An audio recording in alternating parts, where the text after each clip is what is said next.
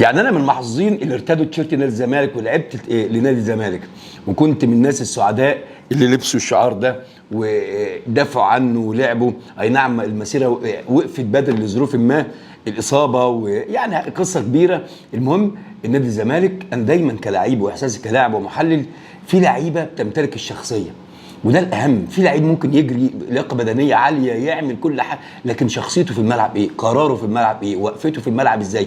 هل بيخاف ولا هل بيلعب قدام الجماهير ولا لا؟ في لعيبه شخصيه، فنحمد الله حاليا بقى عندنا هذه اللعيبه، نوعيه اللعيبه، عقليه اللعيبه اللي ما تخافش وتلعب قدام اي حد، وده الاهم. وخصوصا مباراه الاهلي عندنا عبد الله السعيد، عندنا شيكابالا، عندنا زيزو، عندنا بنتايك، عندنا محمد شحات، عندك نبيل عماد دونجا، عندك طبعا لعيبه كتيره تقدر تلعب وناصر ماهر، فبقى عندك شخصيه الفريق.